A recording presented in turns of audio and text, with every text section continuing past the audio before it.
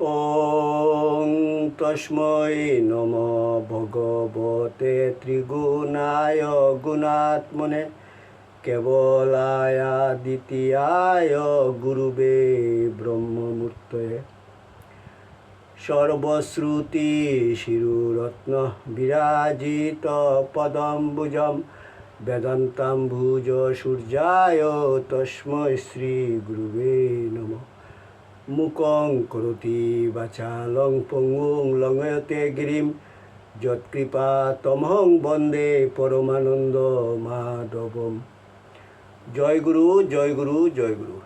আসামবঙ্গীয় সারস্বত মঠ প্রতিষ্ঠাতা সদ্গুরু শ্রী শ্রী 108 স্বামী নিগমানন্দ সরস্বতী পরমহংসদেবের অন্যতম শিষ্য শ্রীমৎ স্বামী শিবানন্দ সরস্বতী প্রণীত বৈদিক ধারা অনুযায়ী নূতন ভাষ্য এবং শাঙ্কর ভাষ্য, রামানুজ ভাষ্য ও মাধ্য ভাষ্য সহ ঈশ উপনিষদ গ্রন্থ থেকে পাঠ। ঠাকুর, তোমার শ্রী গ্রন্থ পাঠ তোমার শ্রীচরণেই সমর্পণ করিলাম। নত্তা নিগমানন্দস্য গুরু শ্রী পাদ পঙ্কজম তনুমি তৎকথামৃতম তপ্ত জীবন শীতলম।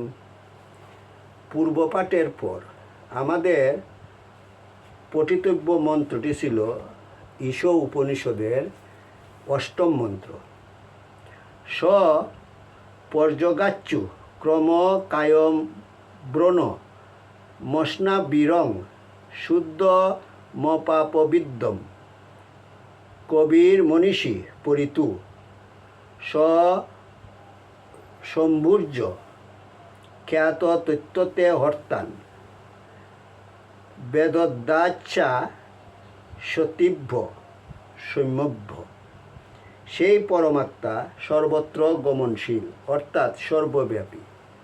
তিনি স্বপ্রকাশ জ্যোতিস্বরূপ, তিনি দেহাতীত, তিনি অখণ্ড অদ্বৈত স্বরূপ, তিনি শক্তির অতীত, তিনি চিরশুদ্ধ, পাপাদি তাহাকে স্পর্শ করিতে পারে না। তিনি কবি, তিনি মনীষী, তিনি সর্বব্যাপী, তিনি অজুনিজ, তিনি মহাকালকে অর্থাৎ সৃষ্টির লক্ষ্য অভিমুখে পরিচালনার জন্য যথা অনুরূপ কর্তব্য বিভাগ করিয়া দিয়াছেন।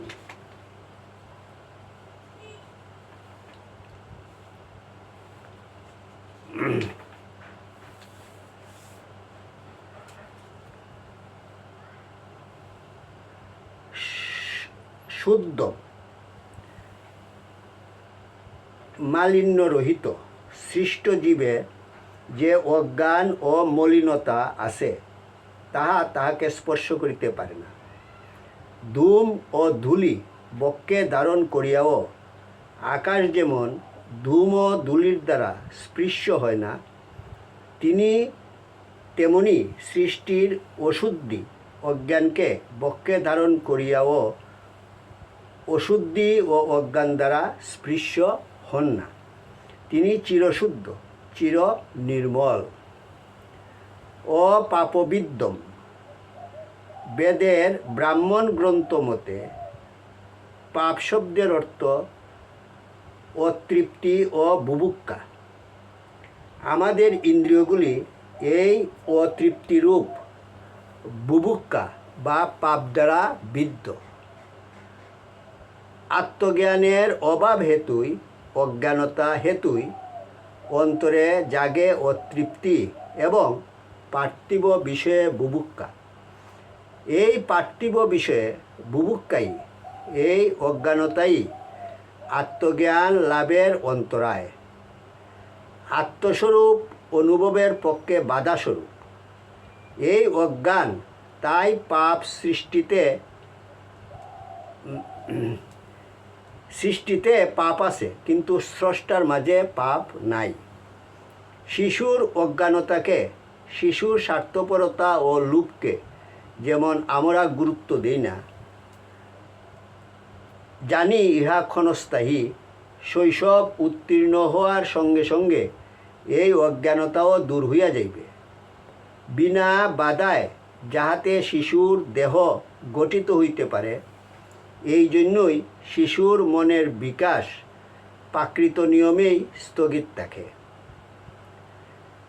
যেটুকু মনোবিকাশ শিশুর দেহ গঠনের অনুকূল, শুধু সেই পরিমাণ মনোবৃত্তি শিশুর মাঝে বিকশিত হয়।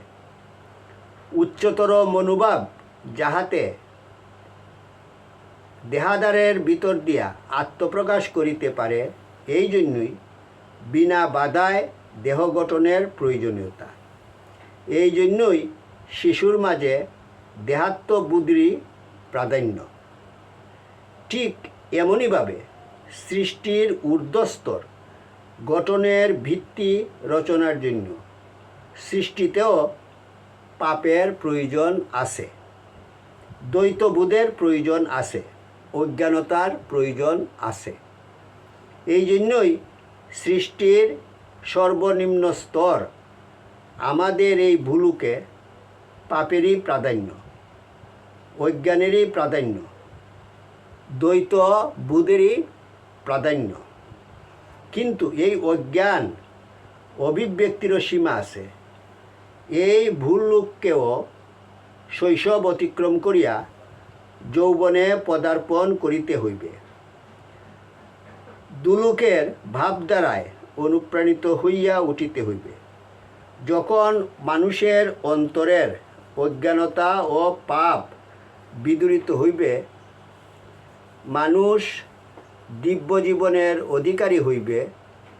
মানুষের ভিতর দিয়া তখন চিরশুদ্ধ অপাপবিদ্ধ পরমাত্মারই প্রকাশিত হইবেন। কবি কু ধাতু কু গে ইন হইতে কবি শব্দ নিষ্পন্ন। কু ধাতুর অর্থ আকুতি প্রকাশ করা। তার আত্মপ্রকাশের আকুতি এই সৃষ্টি। শাস্ত্রের ভাষায় অতীতা নাগবর্ত মান সর্বপ্রাণী তদ্ধর্ম তৎকর্ম তৎফলং সাক্ষাৎ জ্ঞাতা কবিরীতি। সৃষ্টির অতীত, বর্তমান ও ভবিষ্যৎ সম্বন্ধে যিনি সব কিছুই জানেন, সমস্ত জীবের ধর্ম ও কর্মফলের রহস্য যিনি জ্ঞাত আছেন, তিনি কবি। সহজ ভাষায় কবি অর্থ সর্বজ্ঞ, যিনি সৃষ্টি রহস্যের সব কিছু জানিয়া নিজের ভাবে নিজে বিভোর হইয়া থাকেন।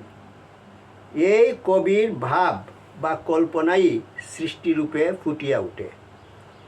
এই মহাকবির স্বপ্নই এই বিচিত্র জগদাকারে মহাকালের বক্ষে উদ্ভাসিত হইয়া উঠিতেছে। এই মহাকবির সৃষ্টিরূপ মহাকাব্যই মহাকালের রঙ্গমঞ্চে সর্বদা অভিনীত হইতেছে। মনীষী, যাহার মনীষা বা প্রতিভা এই বিশ্বভুবন রচনা করিয়াছে, যাহার অমোঘ বিধানে সমগ্র বিশ্ব অতি সুশৃঙ্খলভাবে পরিচালিত, নিয়ন্ত্রিত এবং শাসিত হইতেছে, তিনি মনীষী। কবি বিচরণ করেন বুদ্ধি বা আত্ম অনুভূতির মাঝে। কবির এই ভাব বা স্বপ্নকে সুশৃঙ্খলভাবে রূপায়িত করিতে পারে বুদ্ধি বা মনীষা। সুতরাং এই মনীষাই সৃষ্টি শক্তি। তাই তিনি মনীষী, তিনি বিশ্বকর্মা, তিনি রূপকৃত, তিনি বিশ্বভুবন প্রসবিনী চৈতন্যময়ী মহাপ্রকৃতি। পরিবু, পরি দিকে দিকে, বু হওয়া। তিনি তার নিজের ভাব বা স্বপ্নকে রূপ দিতে গিয়া বিশ্ব প্রকৃতির মাঝে পরিব্যাপ্ত হইয়া পড়িয়াছেন। নিজের আনন্দ উল্লাসে মহাপ্রকৃতির ভিতর দিয়া নিজেকেই নিজে প্রকাশ করিতেছেন। এই তার প্রপঞ্চ উল্লাস। তাই তিনি পরিবু, একাধারে বিশ্বরূপ ও বিশ্বকর্মা। স্বয়ম্ভু, তিনি স্বতই বিদ্যমান, তাহার উৎপত্তি ও বিনাশ নাই। তিনি অজ, নিত্য, শাশ্বত, অনন্ত দেশ, অনন্তকাল, তাহার আদি অন্ত খুঁজিয়া পায় না। তিনি অক্ষর, এই অক্ষর হইতেই ক্ষর বা বিশ্বভুবনের উৎপত্তি। সুতরাং তিনি একাধারে অক্ষর এবং ক্ষর, স্বয়ম্ভু এবং পরিভু। যথা তত্ত্বতু হর্তান সমাভ্য, যে শাশ্বত কাল অবলম্বনে সৃষ্টি অভিব্যক্ত ও তিরোহিত হয়, সেই সৃষ্টিতে যাহা যেভাবে হওয়া উচিত তিনি তাহা সেভাবেই ব্যবস্থা করেন। এই সৃষ্টির একটা অর্থ আছে, লক্ষ্য আছে। সৃষ্টির আত্মপ্রকাশের একটা ছন্দ আছে। সেই ছন্দ বা নিয়ম অনুযায়ী সৃষ্টি রূপায়িত হইয়া লক্ষ্য অভিমুখে অগ্রসর হয়। সৃষ্টির এই ছন্দ বা নিয়মের নামই ধর্ম। তাহার এই ধর্ম বা অমোঘ বিধিবিধানের দ্বারাই সৃষ্টি পরিচালিত হইতেছে। তার দিব্য ইচ্ছাই শাশ্বত কাল অবলম্বনে সৃষ্টির ভিতর দিয়া রূপায়িত হইতেছে। ক্রমশ পাঠ করা হইবে। ওং যদস্করং পরিভ্রষ্টং মাত্রাহীনঞ্চ যদ্ভবেৎ তৎসর্বং ক্ষমতাং দেব প্রসীদ পরমেশ্বর। সর্বে ভবন্তু সুখিনঃ, সর্বে সন্তু নিরাময়া, সর্বে ভদ্রাণি পশ্যন্তু মা কশ্চিৎ দুঃখভাগ ভবেৎ। ওং শান্তি শান্তি শান্তি। হরি ওম তৎসৎ।